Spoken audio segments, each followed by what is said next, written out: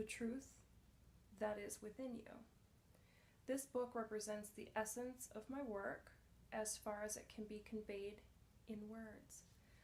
With individuals and small groups of spiritual seekers during the past 10 years in Europe and in North America, in deep love and appreciation, I would like to thank those exceptional people for their courage, their willingness to embrace inner change, their challenging questions, and their readiness to listen.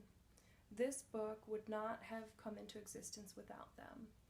They belong to what it is as yet a small but fortunately growing minority of spiritual pioneers, people who are reaching a point where they become capable of breaking out of inherited collective mind patterns that have kept humans in bondage and suffering for eons. I trust that this book will find its way to those who are ready for such radical inner transformation and so act as a catalyst for it. I also hope that it will reach many others who will find its content worthy of consideration, although they may not be ready to fully live or practice it. It is possible that at a later time, the seed that was sown when reading this book will merge with the seed of enlightenment that each human being carries within, and suddenly that seed will sprout and come alive within them. This book in its present form originated, often spontaneously, in response to questions asked by individuals in seminars, meditation classes, and private counseling sessions. And so, I have kept the question and answer format. I learned and received as much in those classes and sessions as the questioners. Some of the questions and answers I wrote down almost verbatim. Others are generic, which is to say I combined certain types of questions that were frequently asked into one, and extracted the essence from different answers to form one generic question or answer. Sometimes, in the process of writing, an entirely new question came that was more profound or insightful than anything I had ever uttered. Some additional questions were asked by the editor, so as to provide further clarification of certain points. You'll find that from the first to the last page, the dialogues continuously alternate between two different levels.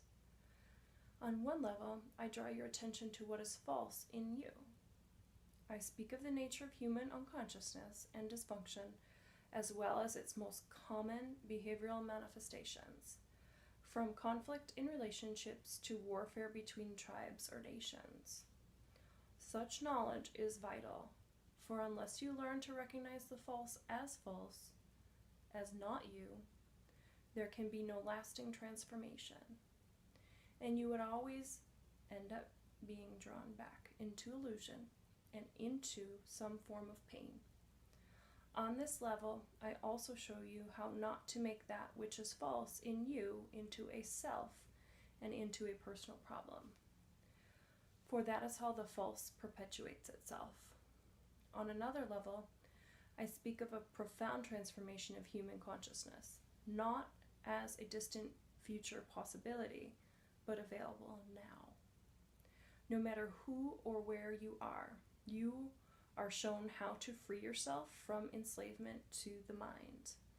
Enter into this enlightened state of consciousness and sustain it in everyday life. On this level of the book, the words are not always concerned with information, but often designed to draw you into this new consciousness as you read. Again and again, I endeavor to take you with me into the timeless state of intense conscious presence in the now, so as to give you a taste of enlightenment. Until you are able to experience what I speak of, you may find those passages somewhat repetitive. As soon as you do, however, I believe you will realize they contain a great deal of spiritual power, and they become for you the most rewarding parts of the book. Moreover, since every person carries the seed of enlightenment within, I often address myself to the knower in you who dwells behind the thinker, the deeper self that immediately recognizes spiritual truth, resonates with it and gains strength from it. The pause symbol after certain passages is a suggestion that you may want to stop reading for a moment, become still, and feel and experience the truth of what has just been said. There may be other places in the text where you will do this naturally and spontaneously. As you begin reading the book, the meaning of certain words such as being or presence may not be entirely clear to you at first. Just read on. Questions or objections may occasionally come into your mind as you read. This will probably be answered later in the book, or they may turn out to be irrelevant as you go more deeply into the teaching and into yourself. Don't read with the mind only. Watch out for any feeling response as you read and a sense of recognition from deep within. I cannot tell you any spiritual truth that deep within you don't already know. All I can do is remind you of what you have forgotten.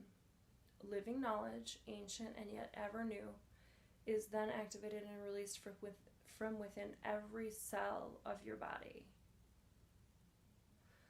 The mind always wants to categorize and compare, but this book will work better for you if you do not attempt to compare its terminology with that of other teachings.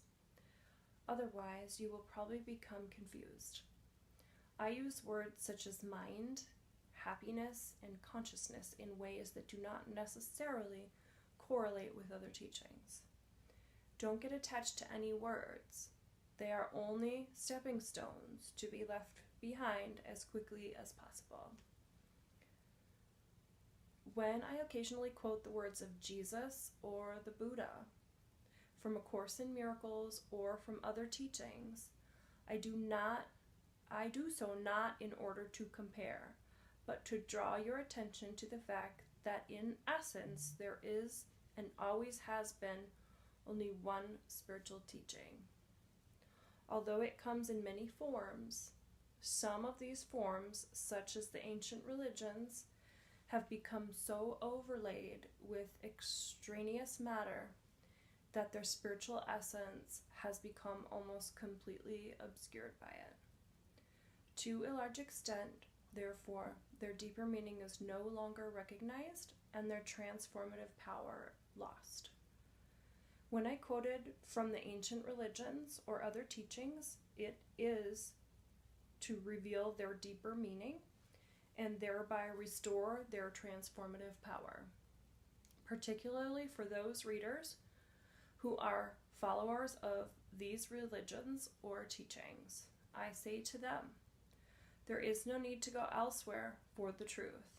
Let me show you how to go more deeply into what you already have.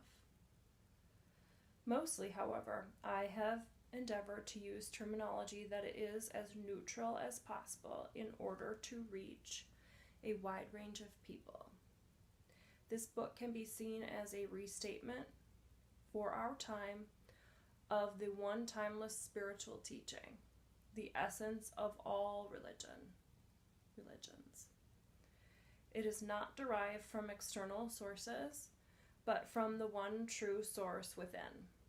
So it contains no theory or speculation. I speak from inner experience, and if at times I speak forcefully, it is to cut through heavy layers of mental resistance and to reach that place within you where you already know, just as I know, and where the truth is recognized when it is heard. There is then a feeling of exaltation and heightened aliveness, as something within you says, yes, I know this is true.